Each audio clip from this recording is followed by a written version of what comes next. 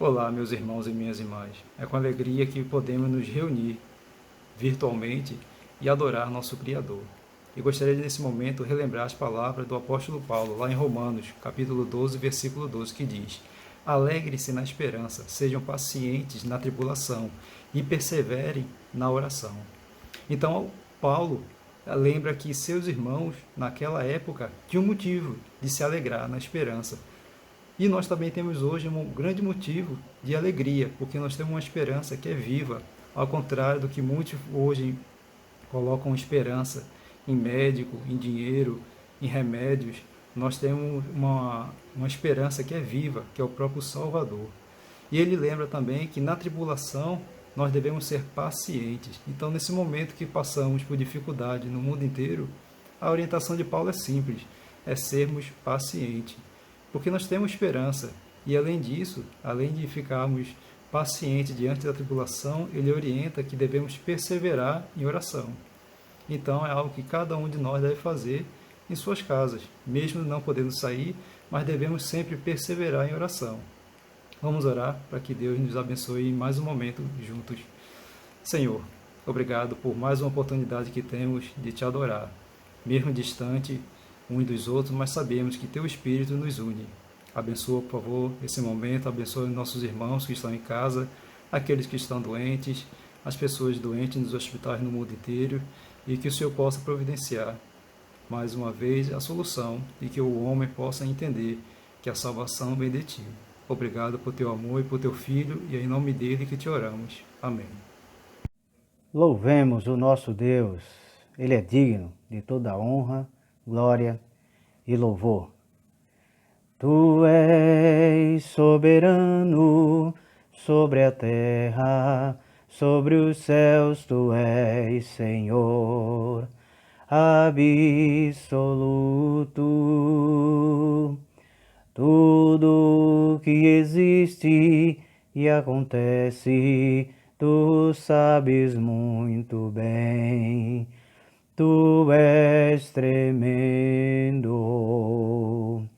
E apesar dessa glória que tens, tu te importas comigo também. E este amor tão grande eleva-me, amarra-me a ti. Tu és tremendo. Tu és soberano sobre a terra, sobre os céus, tu és Senhor, absoluto. Tudo que existe e acontece, tu sabes muito bem. Tu és tremendo. E apesar dessa glória que tens, tu te importas comigo também. E esse amor tão grande eleva-me, amarra-me a ti. Tu és tremendo.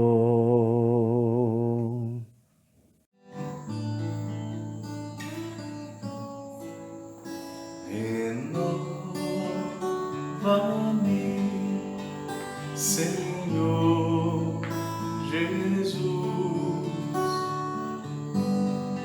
Já não quero ser igual.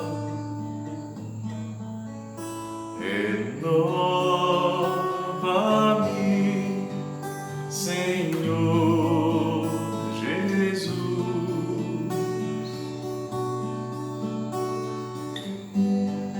Põe em mim teu coração, porque tudo que há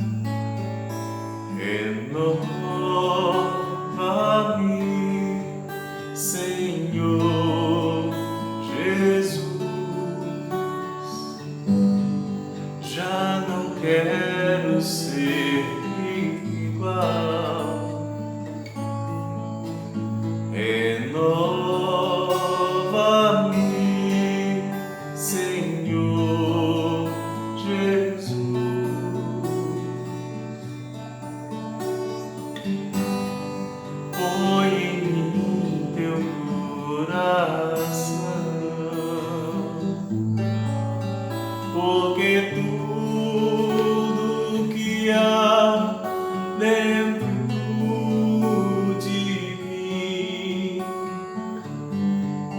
necessita ser mudado, Senhor, porque tudo que há dentro do meu coração necessita mais de ti, porque tudo que há dentro de mim necessita ser mudado, Senhor, porque tudo que há dentro do meu coração necessita mais de ti.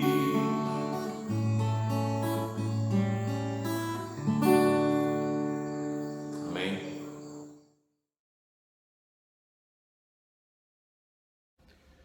Bom dia, a paz de Cristo, que a paz do nosso Senhor esteja reinando em nossos corações.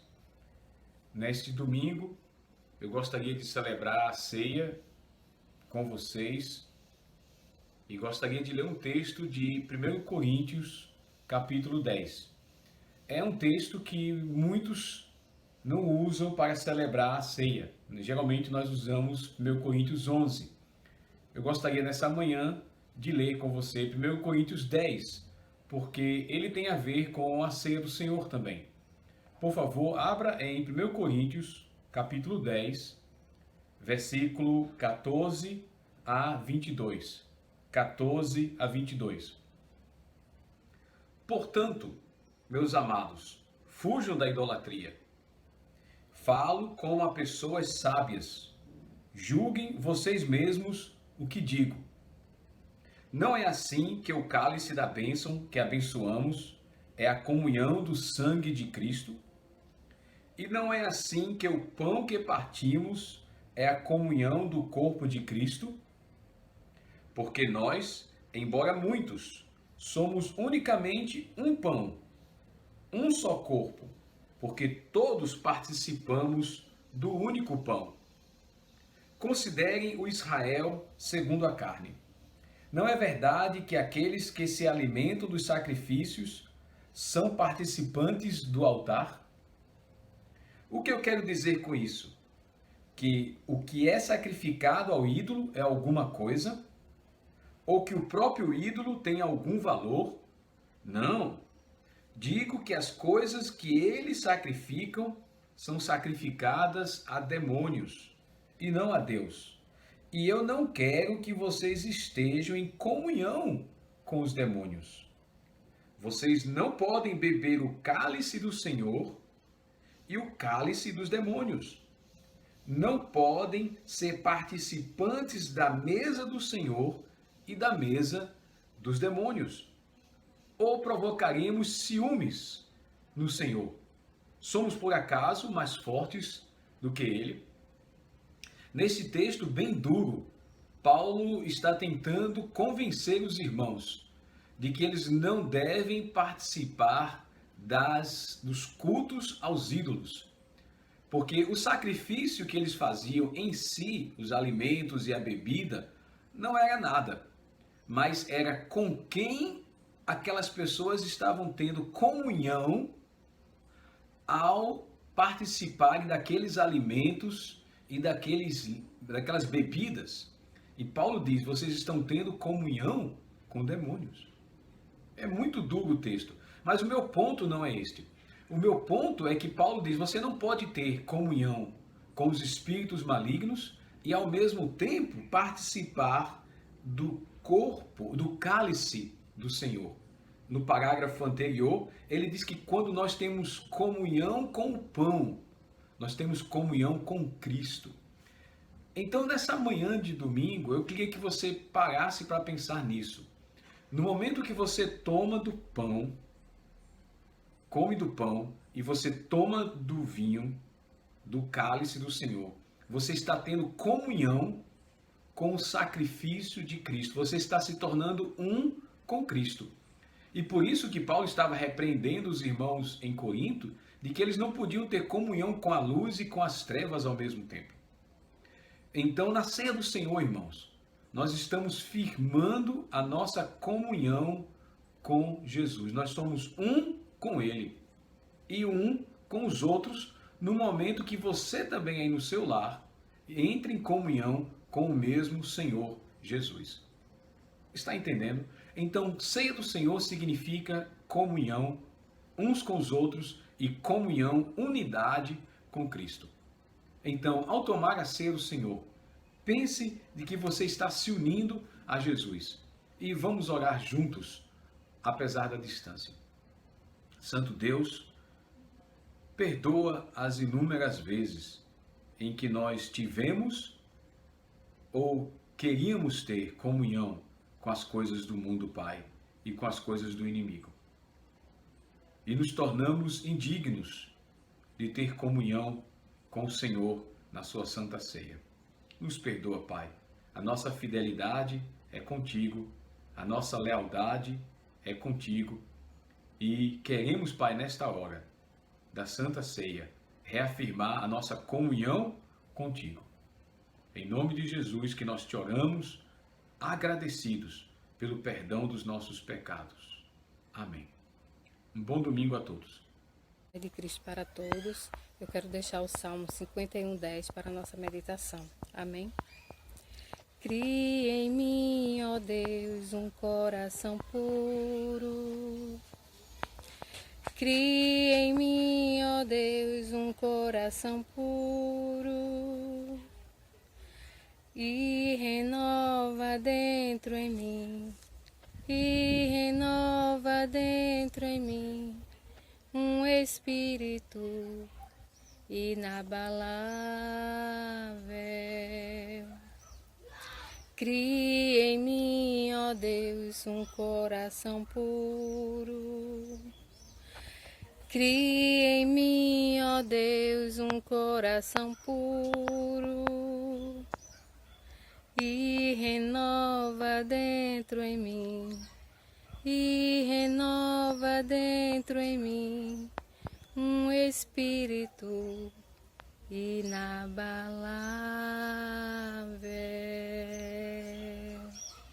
Amém.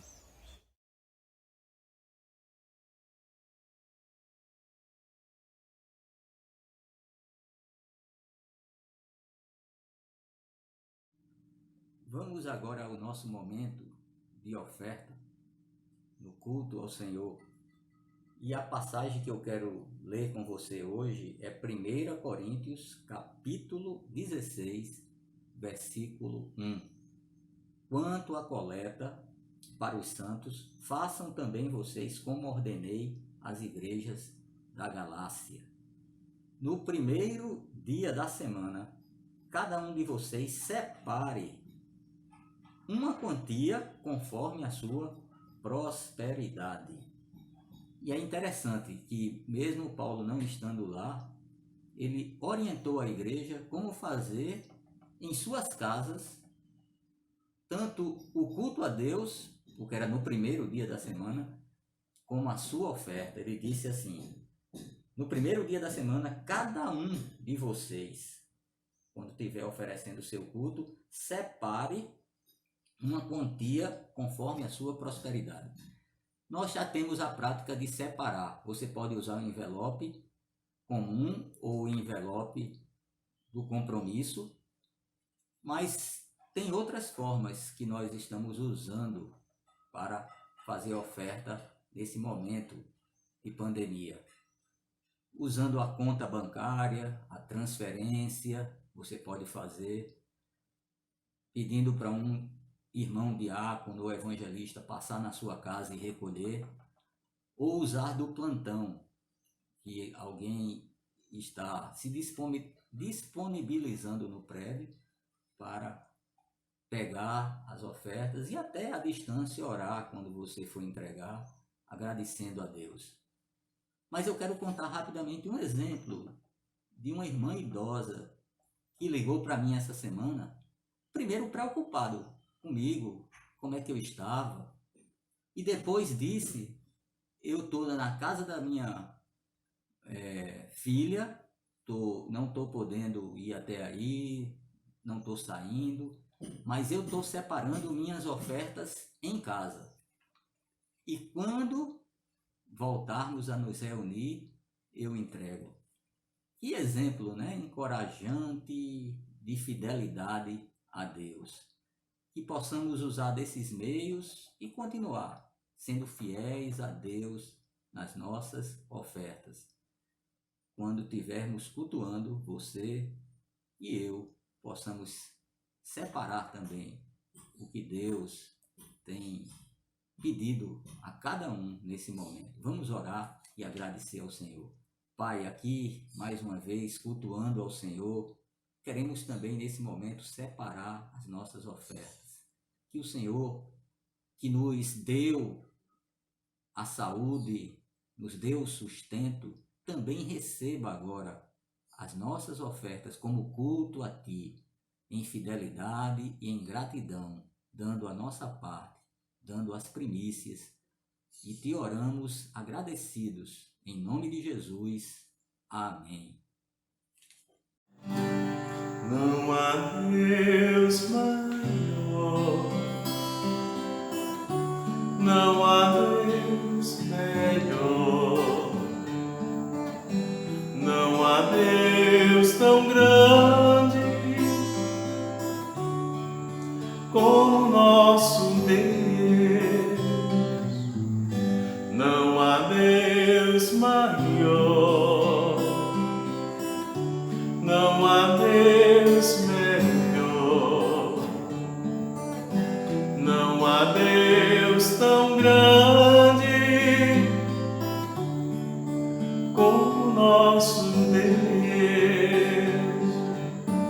Criou o céu, criou a terra, criou o sol e as estrelas, tudo Ele fez, tudo criou, tudo formou, para o seu louvor, para o seu louvor, para o céu, para o céu, para o seu louvor.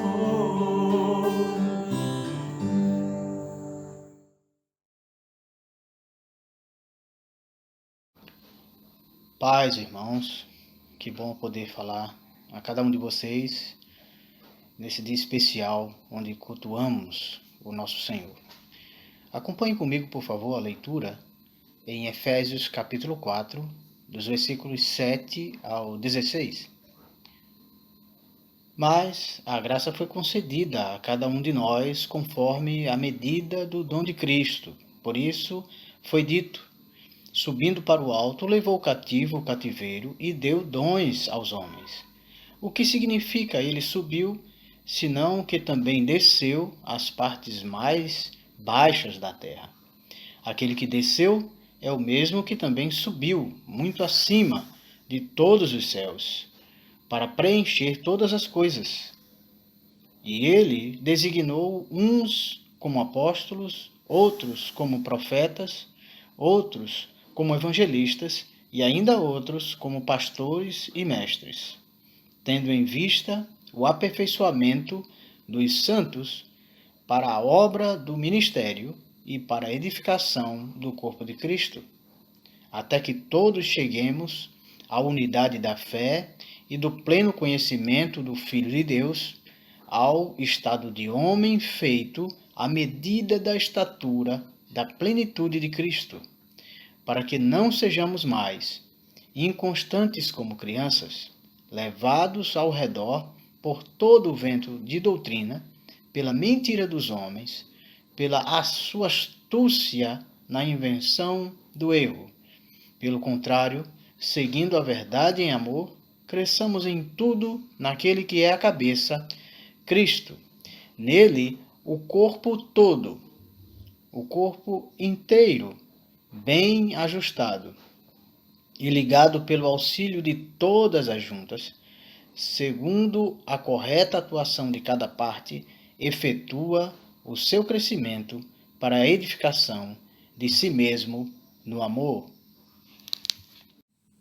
Irmãos, observando o texto de Paulo aos Efésios, aqui em capítulo 4, eu gostaria que percebêssemos aquilo que ele está novamente destacando com respeito a Jesus e orientando com respeito à igreja, a nós, ao nosso papel como discípulos, como membros do corpo de Cristo. O primeiro destaque que Paulo faz é, na verdade, reiterar a autoridade de Jesus e demonstrar que aquilo que ele vai ensinar logo em seguida sobre os dons na igreja tem origem em Cristo e não em ideias ou conclusões particulares, né, ou alguma espécie de concílio onde as pessoas entram em algum tipo de acordo sobre suas funções e uma pretensa hierarquia na igreja. Então, Paulo começa destacando que os dons que os cristãos desempenham, eles recebem daquele que tem autoridade, que é Jesus. Paulo já nos ensinou, capítulo 1, capítulo 2 e 3, quantas maravilhas espirituais foram realizadas pelo Senhor sobre a igreja. Foi um plano maravilhoso de redenção e consumado em Jesus, que chegou até nós pela vontade de Deus, capítulo 1. Nos tirou da morte para a vida, nos ressuscitou, nos salvou pela graça, nos reconciliou uns com os outros e com Deus, capítulo 2. E no capítulo 3, nos constitui, ele diz, Jesus, através da sua obra espiritual, nos constitui aquele veículo de Deus, escolhidos por Deus, para propagarmos a mensagem do amor de Deus para o mundo. E aqui no capítulo 4, desde o início, ele está destacando algo interessante, importante, sobre o poder e a autoridade de Jesus. Primeiro, naquele trecho em que Bill nos edificou semana passada, lembrando que nós devemos preservar aquilo que foi instituído por Deus, pelo Espírito, e que nós temos, ele diz, as duas primeiras coisas, nós somos membros de um só corpo. Isso é uma realidade espiritual, e nós temos apenas um Senhor, apontando para Jesus, para a sua autoridade, para a prerrogativa que só ele tem de decidir e realizar as coisas na igreja. E aqui no nosso trecho, a partir do versículo 7, nós estamos vendo novamente esse destaque à autoridade de Jesus. Ele diz, mas a graça foi concedida a cada um de nós conforme a medida do dom de Cristo. E ele passa a descrever o que foi que Cristo fez com autoridade. Por isso, foi dito, subindo para o alto, levou cativo o cativeiro e deu dons aos homens. Obra de Jesus. O que significa ele subiu, senão que também desceu às partes mais baixas da terra? Aquele que desceu é o mesmo que também subiu muito acima de todos os céus, para preencher todas as coisas. Veja que ele dá esse destaque ao poder e autoridade de Jesus e logo em seguida ele parte para o assunto. Versículo 11, ele diz, e ele designou, quando diz que deu dons aos homens, versículo 8, Aqui ele vai explicar o que foi que aconteceu. Vai começar a destrinchar o que Jesus realizou pelo seu poder e autoridade. E ele designou uns como apóstolos, outros como profetas, outros como evangelistas e ainda outros como pastores e mestres. E versículo 12 em diante, ele vai descrever como, por que isso é necessário e como se desenvolve esse serviço, esse uso dos dons, segundo o propósito de Jesus. Mas fique bem claro que, diferentemente daquilo que temos visto nos últimos tempos, várias pessoas de várias vertentes religiosas se intitulando autoridade, delegados por Deus, de uma forma bem impositiva até, em muitos casos, eles precisam refletir um pouco mais. Nossas experiências, nosso conhecimento, nosso preparo, não nos torna qualificados em si mesmo.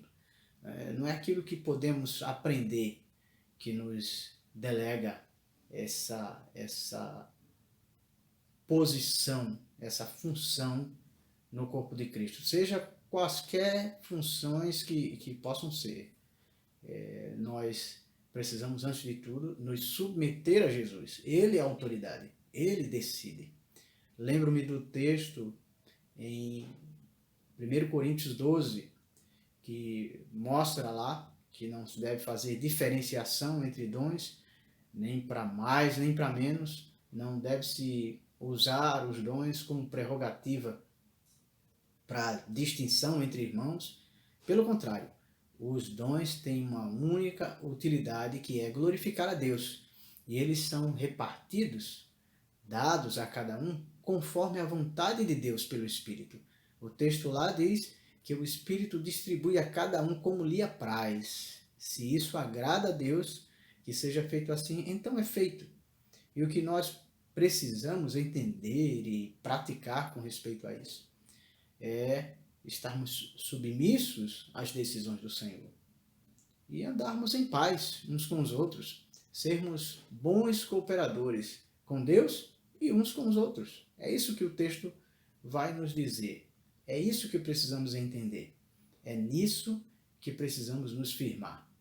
Jesus deu dons aos homens. Ele presenteou cada um de nós, porque nós não temos mérito, nem temos condições de adquirir qualquer coisa que seja daquilo que Deus tem reservado, a não ser pelas mãos do próprio Deus. E isso eu falo com respeito aos dons. Então, a origem dos dons está em Cristo e na sua autoridade. Também é importante perceber a utilidade e o valor que os dons têm.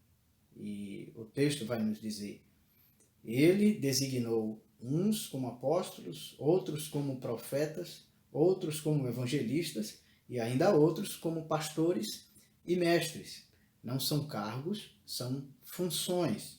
Tendo em vista, versículo 12, o aperfeiçoamento dos santos para a obra do ministério e para a edificação do corpo de Cristo. Não é para uso pessoal, não é para destaque de alguém, não é para que algum eloquente e bem treinado homem possa ser vangloriado, possa ser destacado. Tem a função e a utilidade de realizar a obra de Deus dentro do corpo de Cristo e através do corpo de Cristo. E ele deixa bem claro nos versículos seguintes que ele pretende com isso, com a utilização dos dons no meio do corpo, tornar-nos maduros. Ele já disse o aperfeiçoamento. E ele vai dizer aqui no texto que pretende tornar-nos maduros em Cristo. Até, versículo 13, que todos cheguemos à unidade da fé e do pleno conhecimento do Filho de Deus, ao estado de homem feito, à medida da estatura da plenitude de Cristo, para que, não sejamos mais inconstantes como crianças, levados ao redor por todo o vento de doutrina, pela mentira dos homens, pela sua astúcia na invenção do erro. Pelo contrário, seguindo a verdade em amor, cresçamos em tudo naquele que é a cabeça, Cristo.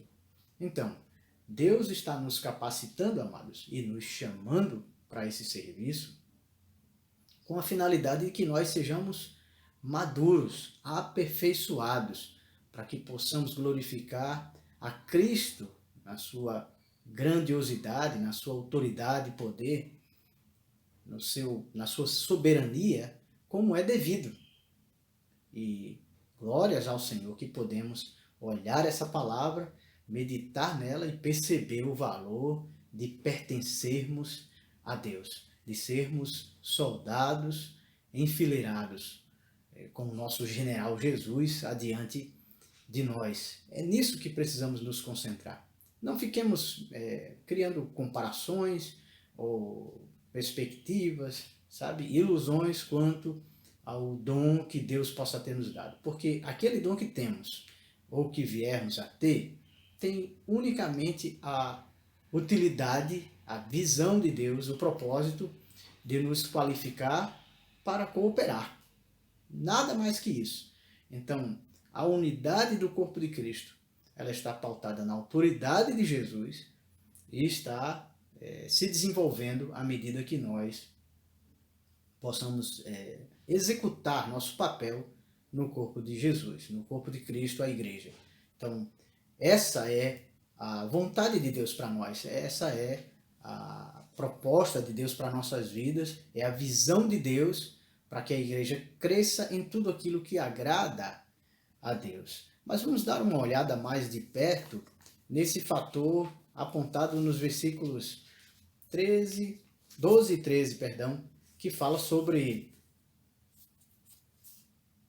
a edificação, a unidade e o conhecimento de Cristo. Note comigo aqui o trecho sobre esses 3 pontos.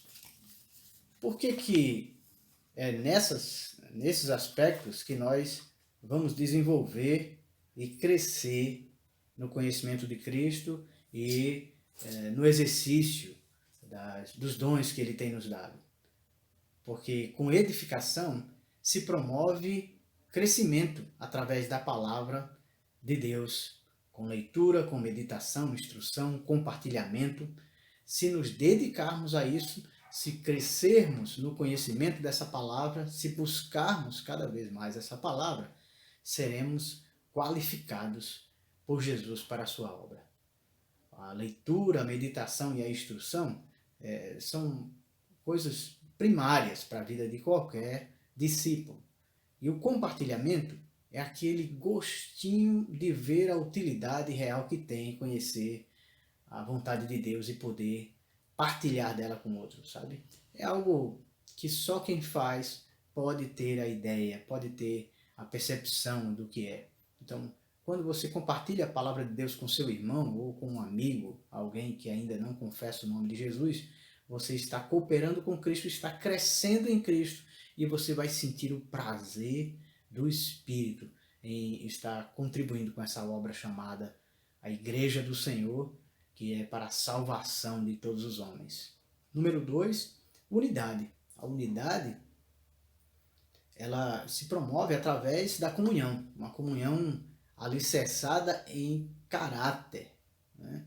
Em um comportamento cristão, pautado em humildade, mansidão, compaixão, perdão, paciência e generosidade. Isso é aquilo que nós vivemos no dia a dia. Isso é o retrato dos nossos relacionamentos. A gente precisa conviver com discípulos, como irmãos, bem alicerçados nesses princípios. A unidade se desenvolve e se promove através de um comportamento dessa forma. Um comportamento humilde, manso, compassivo, perdoador, paciente e generoso. entre outras coisas, né? Nós vemos isso na vida de Jesus, nós observamos nas atitudes de Jesus, não só nos ensinos, e nós podemos e devemos reproduzir esse mesmo comportamento. Isso promove unidade. E número 3, o conhecimento do Filho de Deus. É interessante observar esse ponto, porque ele vai um pouco além daquele conhecimento ligado à edificação, à leitura, meditação, instrução. Ele está nos chamando a atenção para o conhecimento que é desenvolvido a partir de uma vida de intimidade, uma vida de diálogo, de audiência, que é alguma coisa que não se fala muito, mas eu fico maravilhado quando percebo isso nos discípulos do primeiro século. Eles ouviam claramente a voz do Senhor, eles sabiam o que deveriam fazer quando estavam procurando isso no Senhor. O Senhor indicava o caminho, ele indicava a maneira, a forma, a intensidade, e os discípulos andavam conforme essas orientações. Esse conhecimento se desenvolve com intimidade, que só vai ser gerada através da oração, da sensibilidade para ouvir a audiência, da sensibilidade para perceber e enxergar a visão, e tudo isso está envolvido numa única palavra chamada discernimento. Devemos orar mais para que Deus nos preencha de um bom discernimento, para podermos perceber qual a vontade dele, para podermos desenvolver esse feeling, né? Essa linha direta. Né? Como já percebeu, marido e mulher, às vezes, basta um olhar, um gesto, uma mudança de aspecto no rosto, e o cônjuge já percebe o que provavelmente o seu cônjuge queria dizer, queria alertar. Então, isso é fruto de intimidade. Nós precisamos desenvolver esse conhecimento do Filho de Deus num nível profundo de intimidade, porque não se desenvolve intimidade com vidas, sabe, superficiais, vida de calendário e horário, né? Nós não vamos conseguir conhecer Jesus se não mergulharmos profundamente nesse relacionamento com o Filho de Deus. Amados, eu sei que tudo que eu possa dizer aqui é bom, é proveitoso, é verdadeiro, e eu quero crer em Deus que estou falando das verdades de Deus aqui para você, inclusive preciso dizer antes de tudo para mim mesmo, mas eu quero reconhecer que em tese essas coisas são até fáceis de aceitar, de entender, até de querer, mas a realidade é bem diferente. Nós estamos sendo desafiados a desenvolver esses dons, exercer essa função nas fileiras de Jesus. Não é tão simples, mas eu quero ser um pouco mais animador do que estou parecendo ser assim. Eu quero lhe dizer, é possível. Jesus está conosco e vai adiante de nós. Veja o versículo 16 comigo. Ele diz: nele, em Cristo, o corpo inteiro, bem ajustado e ligado pelo auxílio de todas as juntas, segundo a correta atuação de cada parte, efetua o seu crescimento para a edificação de si mesmo no amor. Em Cristo, nós todos juntos, cada um no seu perfil, cada um naquilo que Jesus o chamou e o colocou, juntos com Jesus, vamos crescer e vamos frutificar. É possível. Jesus prometeu isso. Ele disse que estaria conosco. Ele disse que nos daria o suporte que precisamos. Lembra as palavras de Jesus, Mateus 28:20? Eis que estou convosco. Vamos crer nisso. Vamos nos reanimar, vamos nos reerguer, olhar para frente, seguir o Mestre e vamos alcançar feitos extraordinários. Porque Deus é conosco, Ele é por nós, Ele vai adiante de nós. Ele é o maior interessado que tudo isso aconteça, funcione, se consume. Confiemos nele e nos lancemos nas suas mãos para que ele realize toda boa obra que pertence a ele e ele planejou e há de trazer a êxito, como diz Paulo aos Filipenses. Ele começou a obra e vai completá-la. Que Deus nos abençoe.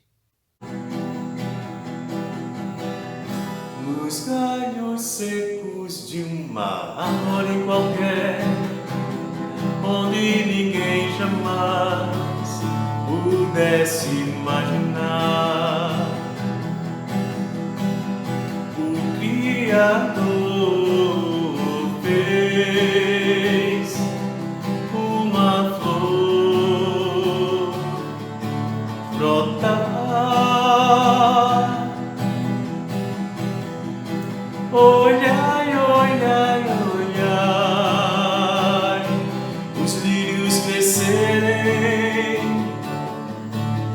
os campos, o Criador, nosso Deus, nos tem alimentado para nossa alegria. Para nossa alegria, para nossa alegria, para nossa alegria, para nossa alegria. Os galhos secos de uma árvore qualquer, onde ninguém jamais pudesse imaginar, o Criador fez uma flor brotar.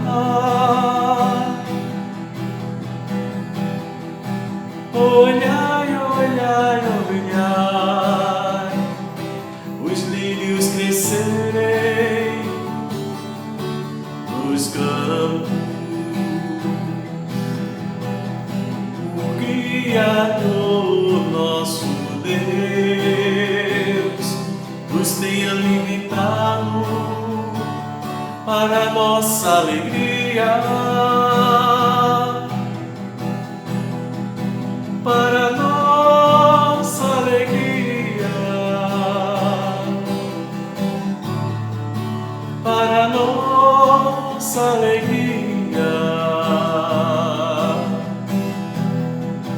para nossa alegria, para nossa alegria.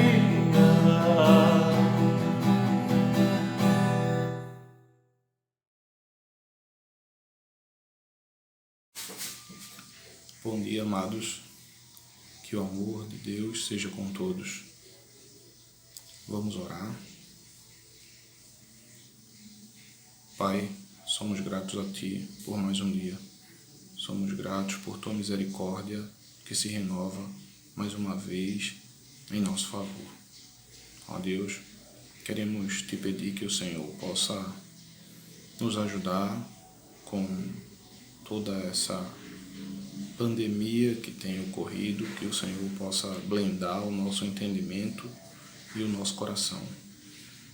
Finta, Pai, os nossos olhos no Teu Filho Jesus e permita que possamos continuar a jornada, porque embora não estejamos juntos fisicamente, mas espiritualmente continuamos ligados ao Senhor, ligados aos irmãos e preocupados uns com os outros. Que o Senhor possa continuar atuando na liderança, os abençoando, os protegendo, que o Senhor possa cuidar daqueles membros que ainda têm dificuldade de saúde, que o Senhor possa abençoá-los e livrá-los do mal. Somos gratos porque podemos nos reunir, mesmo que virtualmente. Podemos saber e ouvir da Tua palavra e termos um só pensamento naquele momento, que é aprender de Ti. Fica conosco, e nós te pedimos em nome de teu Filho Jesus. Amém.